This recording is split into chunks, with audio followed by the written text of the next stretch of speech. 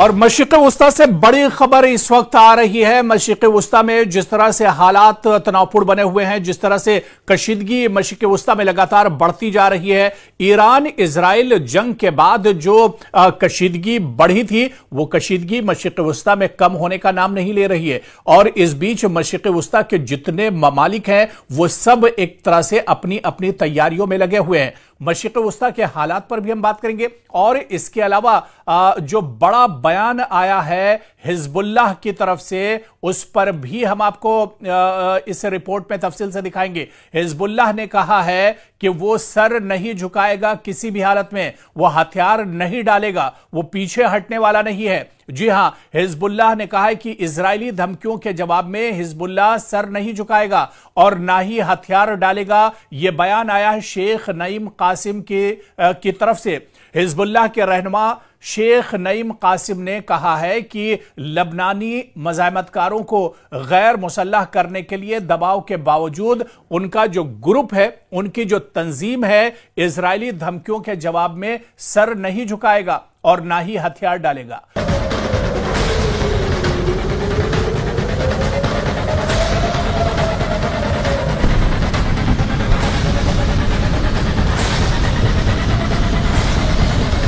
कासिम ने आपको बताते चलें कि हिजबुल्लाह के मजबूत गढ़ बैरूत के जुनूबी मज़ाफ़ात में अपने हजारों हामियों से टेलीविजन पर खिताब किया और उन्होंने अपने इस खिताब में कहा कि यह धमकी हमें इताअत कबूल करने पर मजबूर नहीं कर सकती है। उन्होंने कहा कि बार बार जो धमकी इजराइल की तरफ से दी जा रही है, बार बार जिस तरह से अमेरिका की तरफ से धमकाया जा रहा है, इन धमकियों का उन पर कोई असर नहीं पड़ेगा। यह धमकी उन्होंने कहा कि हमें इताअत कबूल करने पर मजबूर नहीं कर सकती हैं, यह धमकी हमें कमजोर नहीं कर सकती हैं, यह धमकियां हमें पसपा नहीं कर सकती हैं। गुज़िश्ता साल इजराइल और हिजबुल्लाह के दरमियान जंग के बाद इक़्तिदार संभालने वाले लबनानी रहनुमाओं ने 12 हथियार रखने के अमल पर रियासती इजारादारी का अज़्म जाहिर किया है, जबकि इजराइल से नवंबर में होने वाली जंगबंदी की तामील का मुतालबा किया है जिससे लड़ाई खत्म हुई थी। तो वहीं पर सितंबर में देरीना रहनुमा हसन नसरुल्लाह की इजराइल के हाथों हलाकत के बाद इनकी जगह लेने वाले शेख कासिम ने कहा कि ग्रुप के मज़ाहमतकार अपने हथियारों से दस्तबरदार नहीं होंगे और इस बात पर उन्होंने जोर दिया कि इजराइल की जारियत को पहले रोका जाए। उन्होंने कहा कि पहले इजराइल जो कार्रवाई कर रहा है, जो नापाक हरकत कर रहा है, इजराइल जिस तरह से लगातार अटैक कर रहा है, इजराइल जिस तरह से लबनान पर कार्रवाई कर रहा है, इजराइल जिस तरह से खित्ते में ईरान को निशाना बना रहा है, इजराइल जिस तरह से हमास को परेशान कर रहा है, इजराइल जिस तरह से गजा में कत्ले आम कर रहा है, गजा में अब तक हजारों मासूमों का कत्ल हो चुका है। तो ऐसे में जब तक इजराइल अपनी जारियत को नहीं रोकता है, जब तक इजराइल अपनी नापाक हरकतों को नहीं रोकता है, तब तक यह कार्रवाई नहीं रुकेगी। और एक तरह से उन्होंने कहा कि वो रुकने वाले नहीं हैं, वो किसी भी हाल में रुकेंगे नहीं। पहले इजराइल को एक तरह से अपनी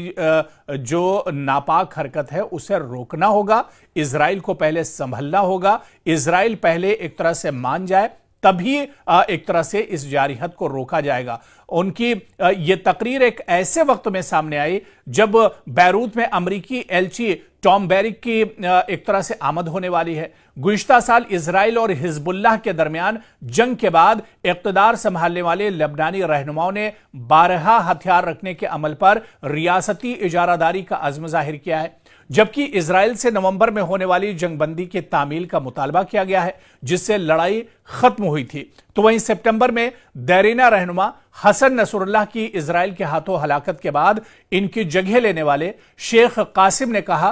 कि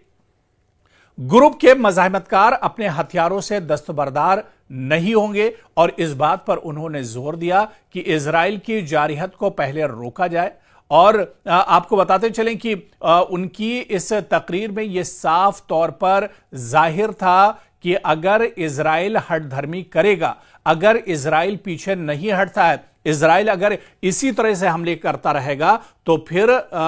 एक तरह से वो भी पीछे नहीं हटेंगे और वो भी एक तरह से जो ये डील है, जो ये जंगबंदी की बात कही जा रही है, जो खित्ते में अमन की बात कही जा रही है, ये अमन आ सकता है, लेकिन इसके लिए सिर्फ और सिर्फ इजराइल जिम्मेदार है। अगर इजराइल की नीयत साफ हो जाए, दरअसल मशरिक़ वुस्ता की अगर हम बात करते हैं तो यहां पर जितने भी ममालिक जंग की हालत में हैं, चाहे ईरान की बात करें, चाहे लबनान की बात करें, चाहे हमास और फिलिस्तीन की बात करें, ये जितने भी ममालिक हैं ये जंग की हालत में हैं। और जंग की हालत में इन ममालिक का कहना है कि ये सिर्फ और सिर्फ इजराइल की वजह से है, क्योंकि इजराइल की नीयत साफ नहीं है। इजराइल हमेशा ये चाहता है कि वो एक तरह से मशरिक़ वुस्ता पर उसकी दादागिरी चले, मशरिक़ वुस्ता पर वो एक तरह से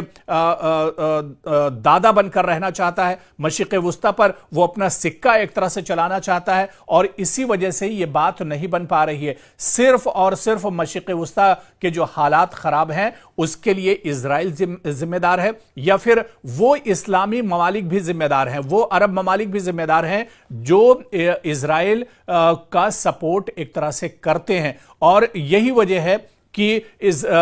मशरिक़ वुस्ता में हालात बेहतर नहीं हो रहे हैं, और इसी वजह से अब जो बयान आया है वो बयान भी अब एक तरह से चौंकाने वाला है। और उन्होंने कहा है कि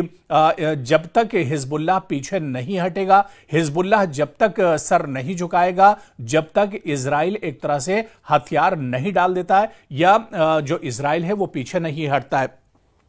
दरअसल हिजबुल्लाह बहुत बड़ा ग्रुप नहीं है, लबनान का एक ग्रुप है, और यह भी कहा जाता है कि हिजबुल्लाह का सपोर्ट ईरान से भी होता है, लेकिन हिजबुल्लाह एक मजबूत ग्रुप है। आप देखिए कि मशरिक़ वुस्ता में हालात बहुत पहले से खराब हैं, सालों से यहां पर हालात एक तरह से खराब और कशीदा रहे हैं, और इन हालात में हिजबुल्लाह हमेशा एक तरह से लड़ता रहा है। जबकि हिजबुल्लाह की ताकत बहुत ज्यादा नहीं है, हिजबुल्लाह बहुत बड़ा ग्रुप नहीं है, हिजबुल्लाह को कोई सरकारों का सपोर्ट नहीं है, लेकिन फिर भी हिजबुल्लाह पूरी ताकत के साथ खित्ते में लड़ रहा है। और हिजबुल्लाह कहीं ना कहीं इजराइल की नाक में दम करके उसने रखा है, और इसी वजह से एक बार फिर से हिजबुल्लाह के जो लीडर हैं या लबनान के जो लीडर हैं, उन्होंने एक बार फिर से कहा है कि जब तक इजराइल नहीं मानेगा तब तक हिजबुल्लाह भी पीछे हटने वाला नहीं है। और मशरिक़ वुस्ता में आप देखिए कि चाहे हिजबुल्लाह की बात कर लें, हमास की बात कर लें,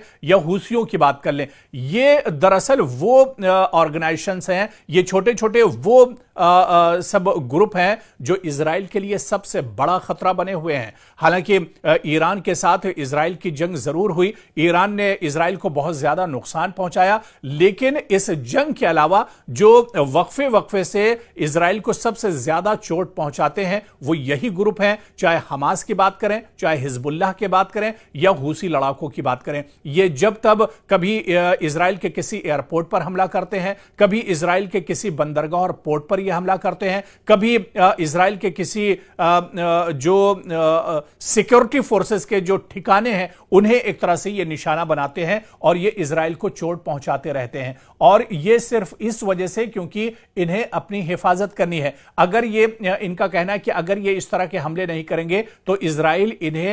मशरिक़ वुस्ता में एक तरह से खत्म कर देगा, इजराइल इन्हें एक तरह से जीने नहीं देगा। और इसी वजह से हिजबुल्लाह के रहनुमा ने यह कहा है कि लबनानी मज़ाहमतकारों को गैर मुसल्लह करने के लिए दबाव के बावजूद उनका जो ग्रुप है वो इजरायली धमकियों के जवाब में सर नहीं झुकाएगा और ना ही हथियार डालेगा। और उसने ये शर्त भी रखी है कि पहले अब इजराइल को एक तरह से बात माननी होगी। पहले अब जो ये लड़ाई है सिर्फ इस वजह से है क्योंकि इजराइल हठधर्मी करता है, इजराइल पीछे नहीं हटता है। ऐसे में इजराइल को पीछे हटना होगा, तभी एक तरह से मशरिक़ वुस्ता में यह बात बन सकती है।